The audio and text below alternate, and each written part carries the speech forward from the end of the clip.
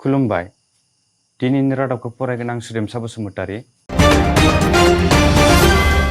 भारतनि मुंदांखा मेथाइ खनगिरि कृष्ण कुमार कुणाल गुसुङै के होननानै सिनाय जानाय मेथाइ खनगिरिया मैया मोनाबिलियाव कलकातायाव जिउ गोमायो।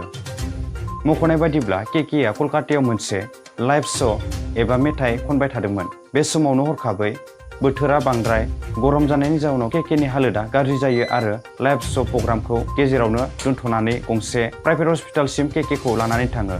नाथाय डक्टरा बिथांखौ थैबाय होननानै फोरमायना होयो।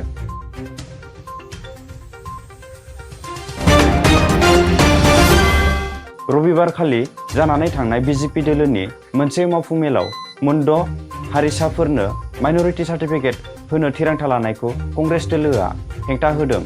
मानोना बे मोनद' हारिसाफोरखौ माइनरिटियाव सोदाङोब्ला आसामखौ गावस्रा होनायनि अनगा आरो जेबो थानाय नङा होननानै कंग्रेस दोलोनिफ्राय गोख्रोङै सोंखारिदों।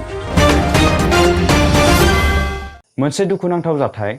आसामनि काछार जिल्लानि सिङाव थानाय सनाय पुलिसआ 8 दाननि गथ' गोनां सासे आइजोनि गोथै सह बोखांनो हादों। मख'नाय बादिब्ला बे आइजोआ गावनो फासि लानानै गावनि जिउखौ फोजोबना लादों होननानै पुलिसनि सिगाङाव फोरमायदों। नाथाय सनाय पुलिसआ बिखौ बुथारदोंना गावनि जिउखौ फोजोबना लादों बेनि फोरमाना नायबिजिरनायनि गेजेरजोंसो जागोन होननानै साइद आहमेदखौ पुलिस कास्टडियाव लानानै थाङो।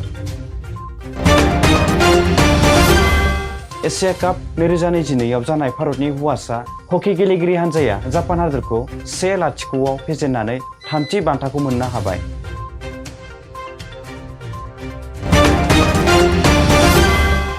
डक्टर सुबुं बसुमतारीया बड'लेण्ड मुलुग सोलोंसालिनि रेजिस्ट्रार बिबानखौ सामलायबाय।